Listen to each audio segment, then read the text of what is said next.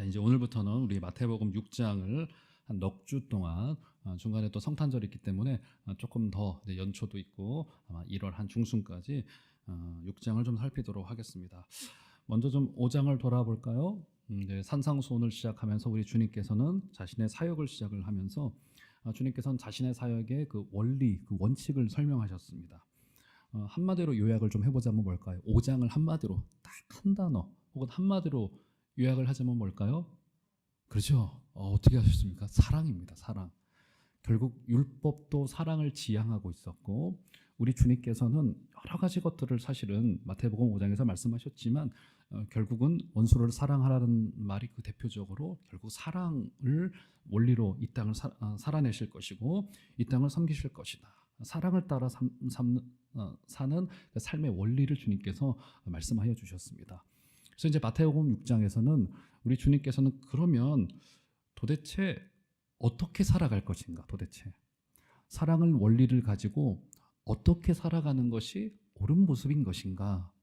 왜냐하면 사랑을 가지고 살아낸다는 것은 우리의 삶의 정황이 굉장히 다양하기 때문에 이제 그것을 적용하면서 살아내야 된단 말이에요. 그래서 자 이제 6장부터는 조금 더 구체적으로 그리스도인들의 삶 속에서 이 사랑이 어떻게 작동되어질 것인가에 관한 좀 실제적인 이야기를 주님께서 하시려고 합니다. 그래서 마태복음 6장에서는 네 가지의 소재를 주님께서 활용을 하십니다. 네 가지. 첫 번째는 구제, 기도, 금식, 그 다음에 물질 사용. 이 네 가지를 주님께서 말씀하시려고 합니다. 머릿속에 두시면 좋을 것 같아요. 구제, 기도, 금식, 그리고 물질 사용. 자, 이 네 가지를 가지고 우리 주님께서는 이 네 가지를 실천하면서 어떻게 살아낼 것인가에 관한 문제를 우리 주님께서 말씀하시려고 하세요. 그래서 자, 오늘은 이제 그 중에서 이제 구제라고 하는 것을 중심으로 하여서 우리 주님께서 어떻게 이 삶의 원리를 잘 살아낼 것인가를 우리가 오늘 좀 이 구제라고 하는 주제로. 그래서 오늘은 저는 말씀의 제목을 구제로 사랑하라, 구제로 사랑하라라고 하는 제목을 정하였습니다. 여러분 보시면 알겠지만 마태복음 6장은 사실은 여러분 잘 보세요. 참 우리 주님의 말씀이 참 또 구조적이기도 한 게 6장 1절부터 4절까지가 구제의 내용이 있기 때문에 아무래도 여기 물질이 들어가 있어요. 그리고 마태복음 끝날 때쯤에도 네 가지의 원리 중에 마지막 원리는 더 우리 주님께서는 더 적극적으로 이 물질 사용에 관한 원리를 주님께서 아주 적나라하게 우리에게 말씀하실 거예요. 그러니까 6장은 사실은 거의 대부분 물질 사용에 관한 문제라고도 볼 수 있어요. 그렇죠?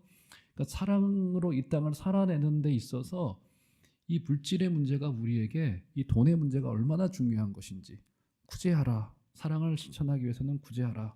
또 이제 6장 끄트머리집에 가면은 나올 거예요. 이 물질에 관한 그 염려와 그 탐욕의 문제가 사실은 뿌리가 같다는 것을 주님께서 말씀하십니다.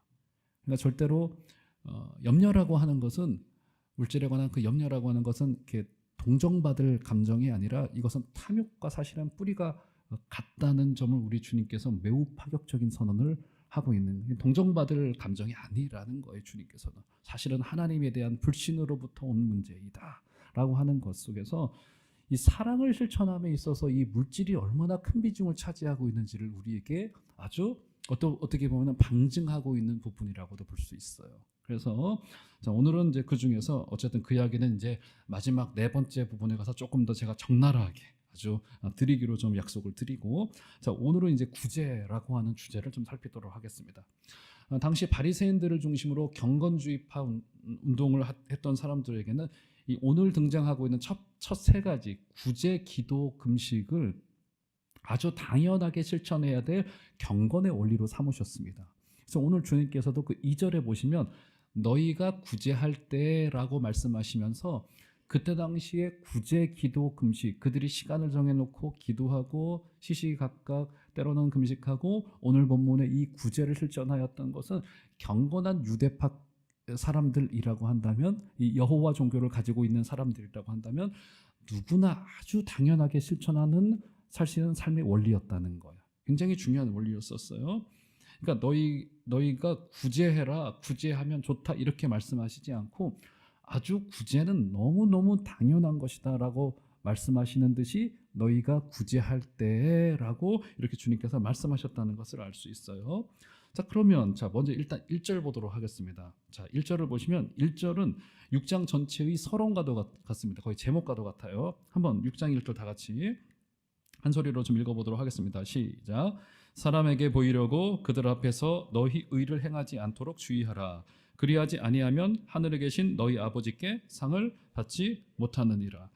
사랑을 어떻게 실천할 것인가를 말씀하시면서 우리 주님께서는 먼저 무엇보다도 어떻게 하라의 문제보다는 어떻게 하지 말라는 문제를 먼저 말씀하십니다. 그렇죠?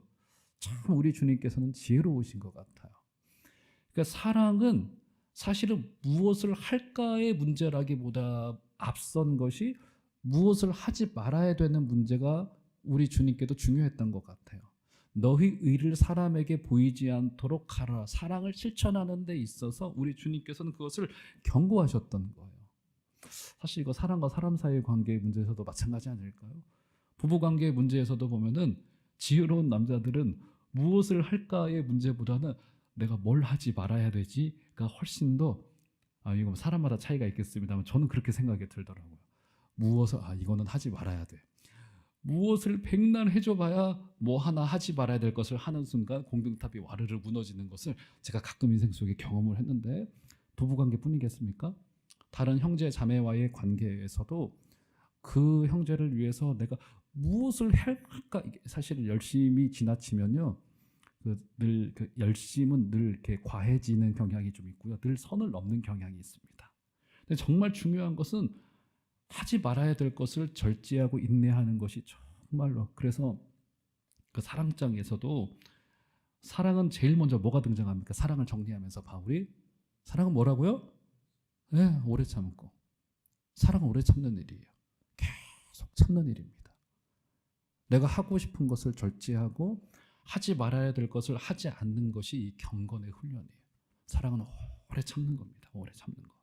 우리 주님께서도 지금 너희 의를 사람에게 보이지 않도록 조심하라 경계하라 라고 말씀하셨어요. 의를 사람들에게 드러내지 않도록. 우리 주님께서도 조금 까다로우신 거 아닌가요? 사랑을 실천하라고 하시면서 너희 의를 사람에게 보이지 않도록 조심하라. 이게 너무 어려워요. 그죠? 자, 그런데 한번 볼까요? 자, 주님께서 하셨던 말씀이 더 어려워지는 경우가 뭐냐면 마태복음 5장 16절을 보시면 우리 주님 조금 다른 말씀 하시는 것 같아요. 자, 한 장 더 앞으로 넘겨서 5장 16절을 보세요. 한번 다 같이 5장 16절 좀 읽어보도록 하겠습니다. 시작. 이같이 너희 빛이 사람 앞에 비치게 하여 그들로 너희 착한 행실을 보고 하늘에 계신 너희 아버지께 영광을 돌리게 하라. 이거 지금 앞뒤가 안 맞는 말이잖아요. 분명히 5장에서는 우리 주님께서 너희 착한 행실을 사람에게 드러내라. 다 보여라. 세상 속에 좀 보여서 잘 드러내게 해라. 그죠? 심지어는 뭐 등불을 등경 위에 둔다, 뭐 이렇게 다 보이게 한다, 다 드러나게 될 수밖에 없다. 우리 주님께서 말씀하셨는데 오늘 6장 1절에서는 너희 일을 사람 앞에서 행하지 않도록 조심하라, 주의하라 라고 말씀하시는 이 두 구절이 마치 충돌이 일어나는 것만 같습니다. 여러분 주님의 의도가 뭘까요? 5장 16절과 이 6장 1절이 이 언어적으로 충돌되고 모순되는 것처럼 보이나 우리 주님께서는 본질에서는 모순이 아니시겠죠? 어떤 의미를 주님께서 지금 내포하고 있는 걸까요? 6장 1절이 무엇을 말씀하시려고 하신 걸까요? 성도의 사랑의 실천에서 과연 이 동기가 무엇이냐라고 하는 점을 지금 주님께서는 지적하고 있는 거예요. 동기가 무엇이냐. 그래서 이 부분에 대해서 어떤 분은 이렇게 설명하더라고요. 감추고 싶을 때 나타내며 나타내고 싶을 때 감추라. 그러니까 사랑의 실천에서 그 사람의 마음속에 있는 그 동기가 무엇인지, 그 본질이 무엇인지 스스로도 알고 주님은 더 잘 알고 있기 때문에 우리 주님께서는 우리의 의가 사람 앞에서 드러나지 않도록 조심하라고 말씀하실 때도 있고 우리의 착한 행실이 때로는 세상 속에 다 전파되고 알려지고 소문남으로 말미암아서 하나님께 영광이 돌려질 때가 있단 말이에요. 중요한 것은 우리 마음속에 있는 동기가 무엇인가를 한번 살펴보자라고 하는 것이 주님의 뜻이 아닐까 싶습니다. 자, 이것을 대전제로 좀 두고 오늘 구제의 문제로 한번 들어가 보도록 하겠습니다. 자, 예수님 살던 시대에 이 구제는 상당히 아주 널리 퍼져 있었던 삶의 하나의 원리였었습니다. 경건한 유대인들에게는 이 구제의 실천이라고 하는 것은 아주 당연한 것으로 여겨졌어요. 여러분, 구제한다는 것이 얼마나 소중한 일입니까? 요즘처럼 살기 어려운 중에 내가 내 시간과 물질을 헌신하여서 내가 알지 못하는 사람을 위하여서 이 물질이 흘러가도록 내 삶의 원리를 정한다는 것은, 이렇게 살아가는 사람은 지금 시대 때도 아주 굉장히 드물고 굉장히 귀한 일이라고 볼 수 있을 것 같아요. 자, 그러면 주님의 원리를 한번 볼까요? 2절 보시면 구제에 대하여서 이렇게 주님께서 부탁을 좀 하고 계십니다. 한번 다 같이 2절 한번 읽어보도록 하겠습니다. 시작. 그러므로 구제할 때 외식하는 자가 사람에게서 영광을 얻으려고 회당과 거리에서 하는 것 같이 너희 앞에 나팔을 불지 말라. 진실로 너희에게 이르노니 그들은 자기 상을 이미 받았느니라. 여러분 2절에 다시 한번 눈을 좀 그대로 고정해 두시면, 여기 구제할 때라고 하면서 매우 특별한 표현 한 가지가 등장하고 있죠. 그 표현이 뭡니까? 외식하는 자처럼 되지 말라. 그래서 구제할 때 외식하는 자의 모습이 있을 수 있다는 주님의 경고입니다.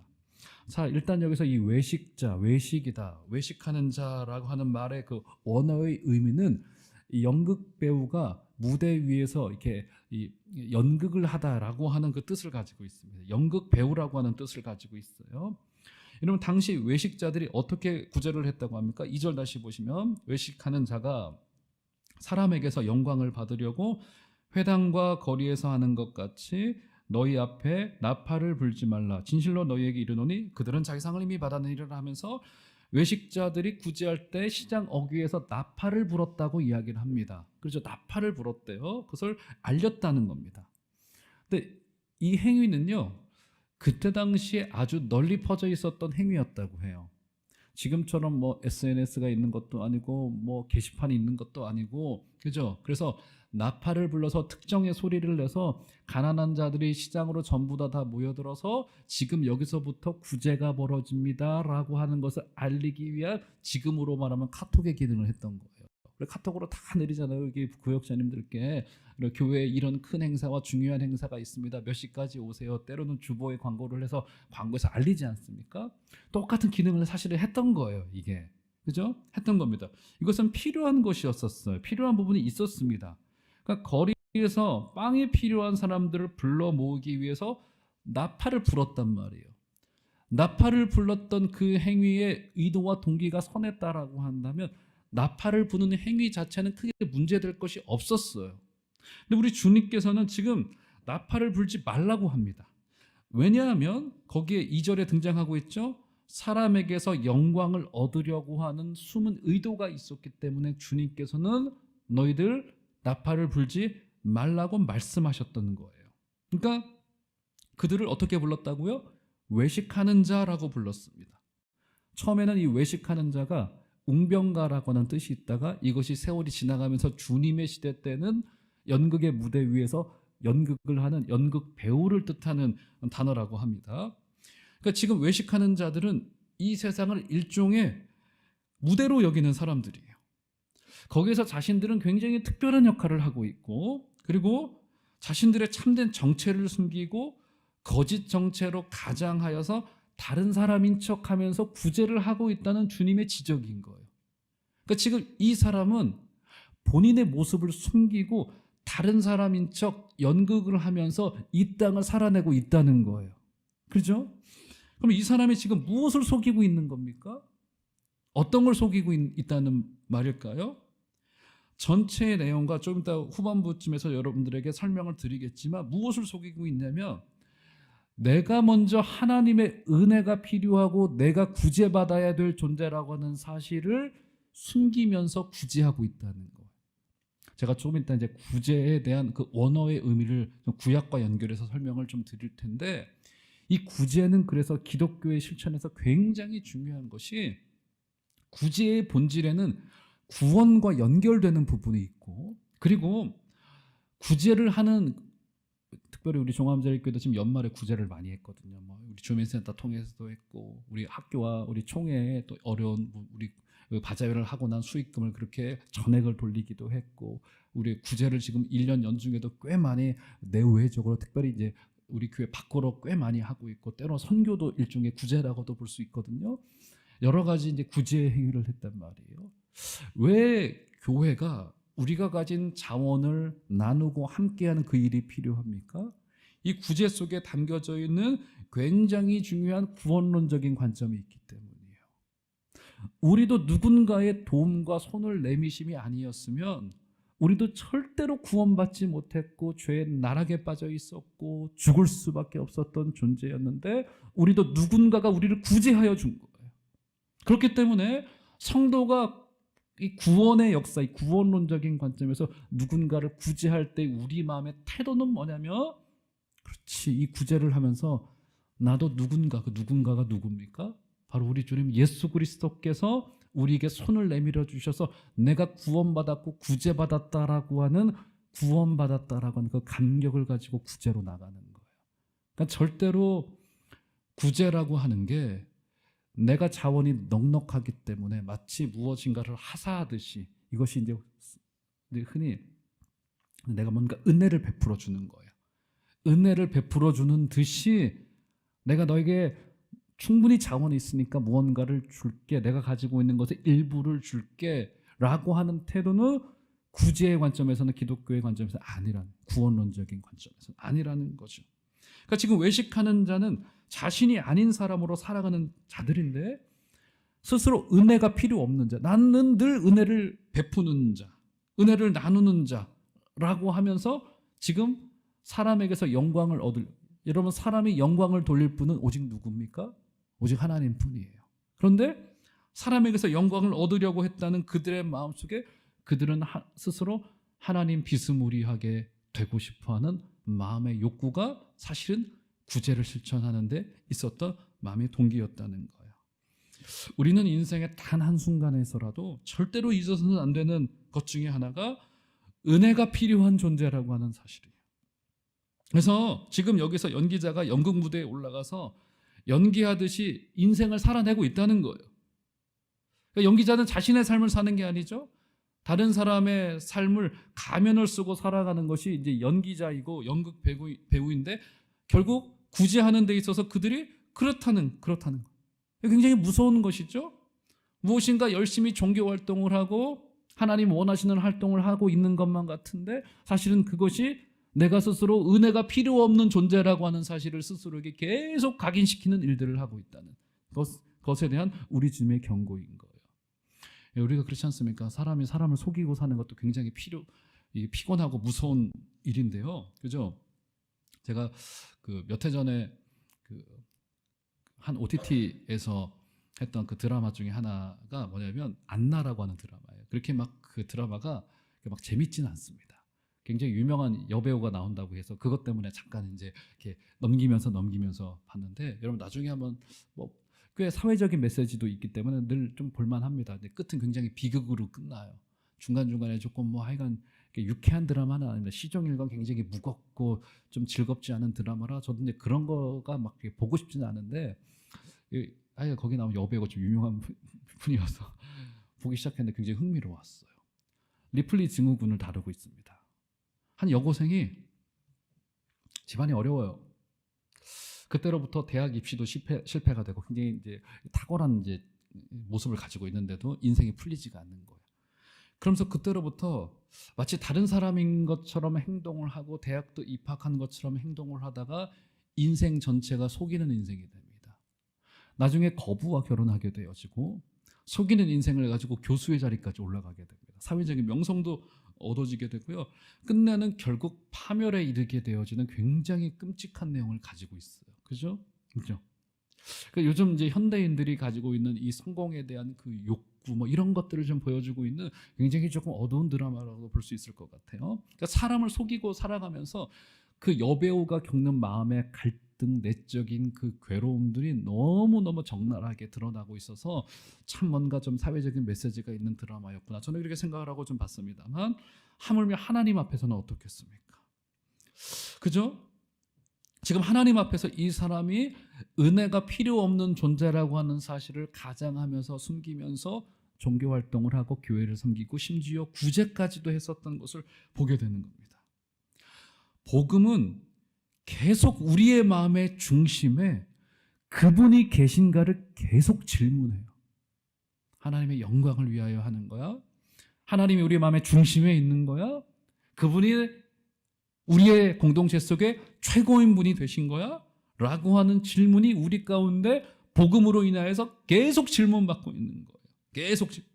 그래서 우리 주님께서 보세요. 2절의 끄트머리쯤에 보면 진실로 너희에게 이르노니, 그래서 그들은 자기 상을 이미 받았느니라 라고 주님께서 결상 끝났다고 이야기합니다. 그래서 자기 상을 이미 받았다라고 하는 이 아페크라고 하는 이 동사는 무슨 뜻을 가지고 있냐면 돈을 지불하고 영수증까지 받았다라고 하는 의미예요. 아페크, 자기 상을 이미 받았느니라라고 하는 것은 이 상거래에서 활용되던 단어인데 돈을 지불하고 영수증까지 받았다라고 하는 뜻이고, 결국 무슨 말입니까? 주님과의 거래는 끝났다는 거예요. 끝났다는 거예요. 그렇죠? 하나님께로만 가야 될 칭찬과 영광을 가져간 사람은 나중에 하나님과 계수할 것이 그 어떤 것도 남아있지 않다라고 하는 주님의 어떻게 보면 굉장히 강력한 경고의 말씀이라고도 볼 수 있을 것 같아요. 자, 그러면 이렇게 구제하지 말라고 한다면 그러면 어떻게 구제하라는 말인가? 자, 먼저는 구제가 어떤 뜻인지를 좀 성경 전체의 관점에서 좀 여러분들과 좀 살펴보고자 합니다. 자, 제가 여러분들께 좀 여쭤볼게요. 구제라고 할 때 어떤 느낌이 드십니까? 구제. 너무 좀 추상적이면 제가 이렇게 질문을 드려볼게요.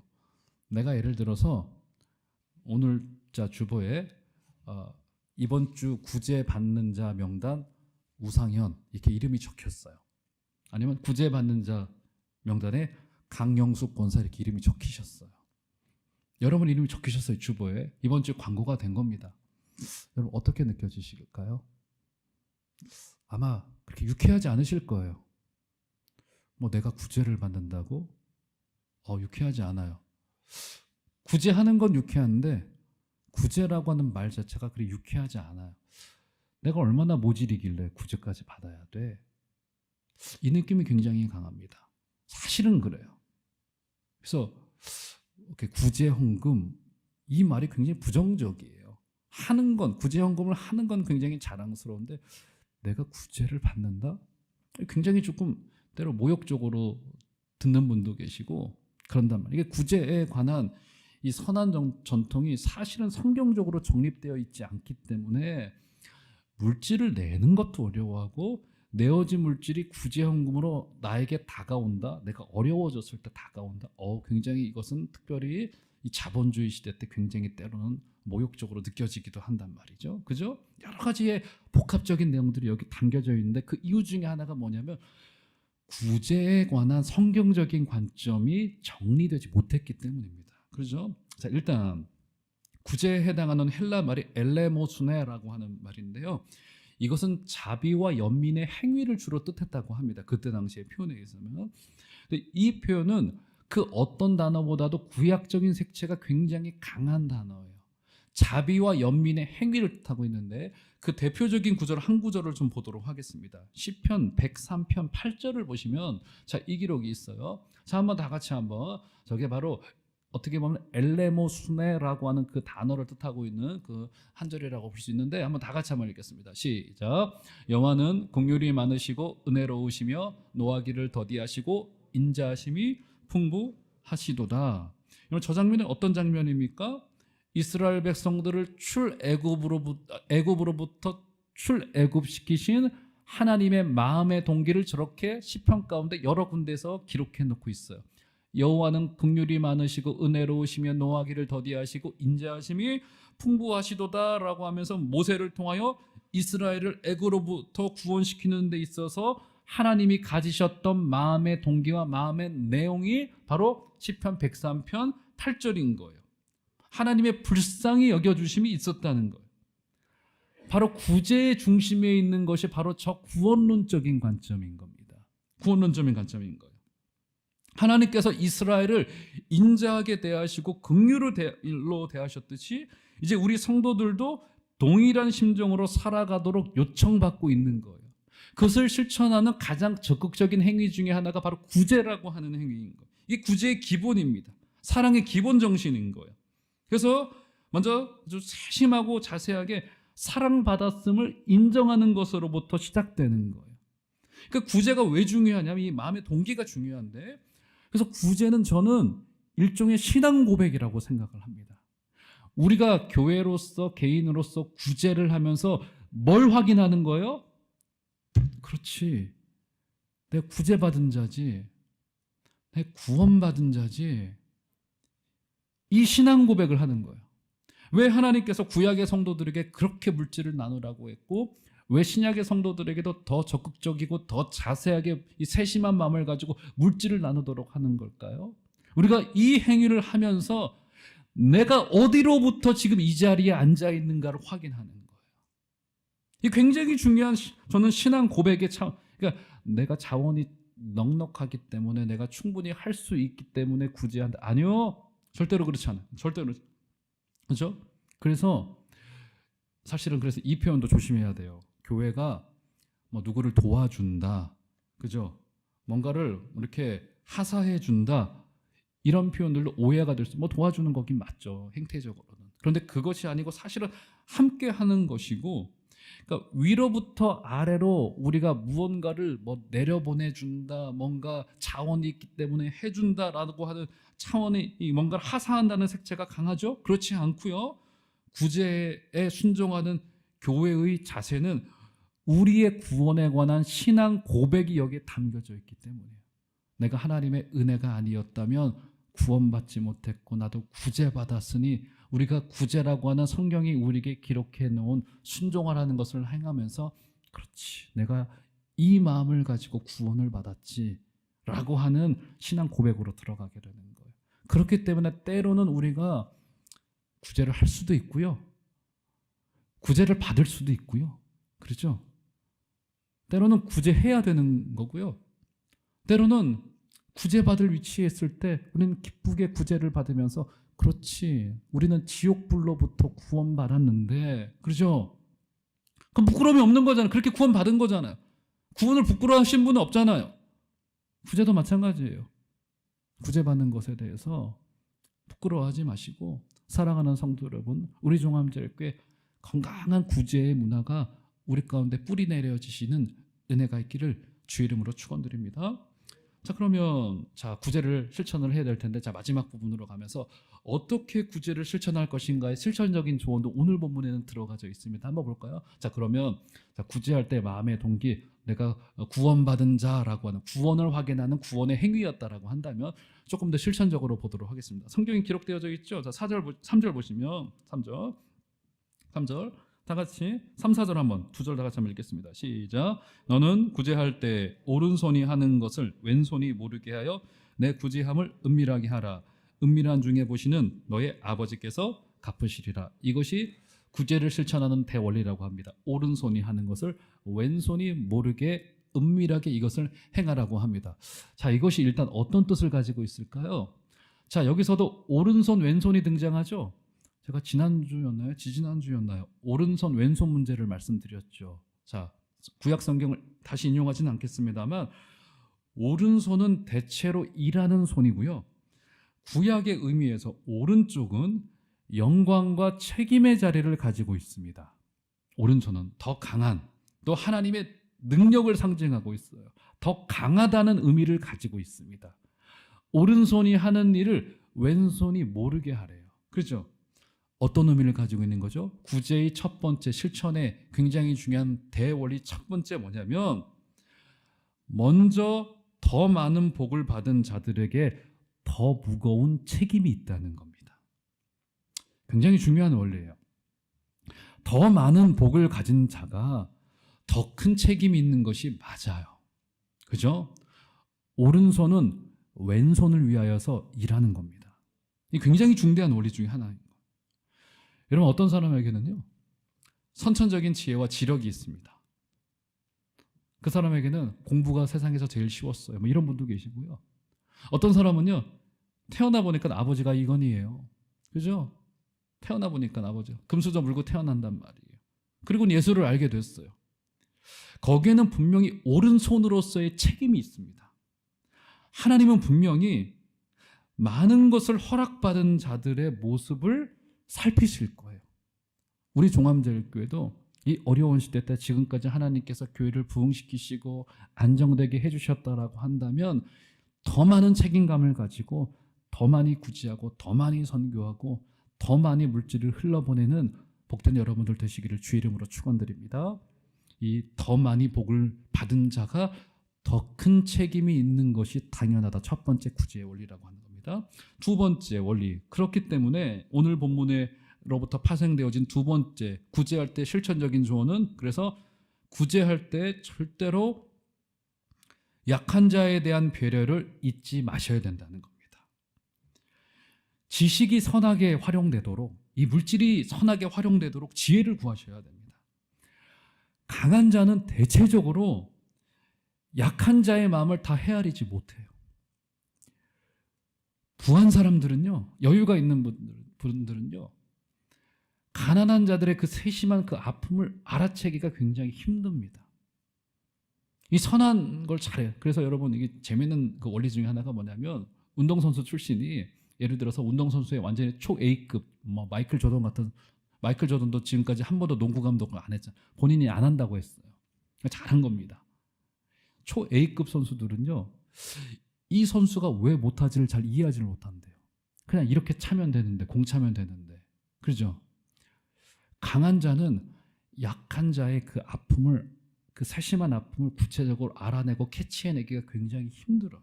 그래서 조심하고 조심해야 되는데, 그래서 교회 공동체 안에서는 가장 연약한 자가 교회의 중심이고, 아니요, 중심이라기보다 기준이어야 됩니다. 기준이에요. 제가 잊히지 않던 그 사건 중에 하나가 뭐냐면, 아주 오래전 사건인데, 우리 교회도 이제 그 성경고사 대회, 찬양 율동 대회, 뭐 노예 대회, 전국 대회 나가잖아요. 이제 1월 달에 또 전국 대회, 성경고사 대회 나갈 텐데, 그 교회에 있을 때 찬양 경연 대회 전국 대회로 나가게 된 거예요. 노예 대회를 거쳐 가지고 좋은 성적을 거추어서 애들 중창단을 만들어 가지고 찬양 경연 대회를 나갔단 말이에요. 유초동부 중심으로 나갔단 말이에요. 거기만 하면 10명 애들 구성을 해 가지고 선생님 한 분 거기에 심고, 뭐 교육자도 있었고 부장님 또 가시고, 뭐 이렇게 얘기가 됐단 말이에요. 가보시면 알겠지만 전국 대회 때 정신이 없습니다. 사람들이 많아가지고 뭐 교육자 돌아다니면서 막 도시락 받아오죠. 정신이 없고, 그 지휘하는 선생님하고 부장님이 그 아이들을 케어하고 있었던 중이었어요. 한 20명이 좀 안 되는 숫자였었습니다. 근데 그 중에 하나, 찬양 대원 중에 한 명 아이가 장애를 가지고 있는 아이였어요. 아마 그러다 보니까 좀 음이탈도 나고, 뭐 이렇게 손짓을 하는데 오른손 들어야 되는데 왼손을 들고 이렇게 된 거예요. 근데 전국 대회 가니까 뭐 전국에서 내노라 하는 교회들이 다 온단 말이에요. 근데 뭐 부장님하고 지휘 선생님이 마음이 쫄렸던 모양이에요. 와서 연습을 하는데 애들도 긴장되니까 맞지가 않는 거예요. 특히 이제 그 아이가 맞지가 않는 거예요. 그래서 나가기 직전에 이 아이를 선생님 마음을 붙여가지고, 너 어디 잠깐 놀러 갔다 와, 이렇게 잠깐 제외를 시킨 거예요. 잘 치렀어요. 어쨌든 몇 등 했는지는 제가 기억이 안 나는데 잘 치렀습니다. 교회에 돌아와서는 이 아이가 아무리 장애를 가지고 있어도 알아챈 거예요. 이거를. 교회가 난리가 났어요. 이 문제 때문에. 교육자는 자리에 없었지. 근데 그 결정을 이제 부장님이 하신 거예요. 뭐 그 부모님이 큰 상처를 받으신 거죠. 아주 큰 상처를 받아서 교회가 난리가 나서, 그래서 당시에 담임 목사님이 이 문제를 해결하는데 굉장히 골머리를 앓았고, 굉장히 좀 목회적으로 힘들어서, 어쨌든 뭐 여러 가지, 어쨌든 뭐 징계가 아닌 징계의 문제, 여러 가지 사과의 문제, 뭐 나중에는 이 부장님이 어쨌든 또 그 부장도 내려놓으셔야 됐고, 뭐 이런 문제들이 발생을 하면서 굉장히 교회에 큰 아픔을 줬던 사건이 있었습니다. 사랑하는 종암제일교회 성도 여러분, 교회는 가장 약한 자가 기준이어야 되고요. 꼭 그것이 우리가 이 아이를 뭐 배려해 준다, 이것도 아니에요. 당연히 나도 죄의 종으로 거기에 있을 수밖에 없었고, 누군가 구제해 주지 않았다면. 맞죠? 우리 그런 아름다운 실천이 우리 종암제일교회 가운데 있게 되기를 주 이름으로 축원드립니다. 그러므로 마지막 세 번째 결론입니다. 그렇기 때문에 세 번째 실천, 구제에서 실천 세 번째는 하나님이 주신 것을 다시 하나님께 돌려드리는 마음을 가지고 구제에 실천해 주시기를 부탁을 드리겠습니다. 그렇기 때문에 구제에서는 하나님께 받은 것을 하나님께 다시 되돌려 드리는 행위이기 때문에 구제는 세상 기준으로 부자나 가난한 자 모두 다 구제에 동참하셔야 됩니다. 왜냐하면 우리 모두 하나님께 받은 것이 너무나도 많기 때문이에요. 구원이라고 하는 어마어마한 선물을 받았기 때문입니다. 구제는 모두가 다 동참하는 것이고요. 구제에서 예외가 될 사람들은 없습니다. 초대교회가 성장하고 선교의 사역을 감당할 수 있었던 것은 가난한 자들이, 그때 당시 교회 구성원 대부분들이 정말 이 시대의 기준으로 보면 다 대부분 가난한 자들이었어요. 가난한 자들이 더 가난한 자들을 섬기며 돕고 구제하면서 교회에 어마어마한 부흥이 일어났다는 것은 초대교회 역사의 기록이라고도 볼 수 있을 것이에요. 은밀히 구제할 것을 그래서 말씀하시죠. 그 말의 뜻이 뭘까요? 하나님만이 인생의 모든 것을 쥐고 계시기에 부자이건 가난한 자이건 하나님께서 너희들을 도와줄 거야 라고 하는 신앙의 고백이 여기에 담겨져 있습니다. 사랑하는 종암제일교회 성도 여러분, 2024년도 잘 마무리하시고 새해를 잘 맞이해야 될 텐데 새해는 더 많이 섬기시는 여러분들 되시기를 주의 이름으로 축원드립니다. 제가 목사로서 여러분들에게 말씀드려요. 우리가 받은 것이 너무나도 많고요. 구제하고 물질을 드림으로써 그 행위 안에 어떤 신앙 고백이 담겨져 있는 거예요? 내가 여기로부터 구원받았구나. 이것을 고백하고 확인하는 신앙 고백인 겁니다. 더 많이 드리십시오. 오늘 세상의 종말이 찾아오면 그 무거워 보이는 통장을 절대로 가져갈 수 없어요. 절대로. 이 땅에서 하나님이 주신 물질을 통하여서 하나님의 나라를 확장시키시고 하나님의 뜻이 이루어지고 아름다운 주의 공동체가 세워지게 되어지고 이 구제를 통하여서 또 선교를 통하여서 물질의 나눔을 통하여서 하나님 나라의 아름다운 일들이 일어나게 되어지시는 복된 역사가 있기를 주의 이름으로 축원드립니다.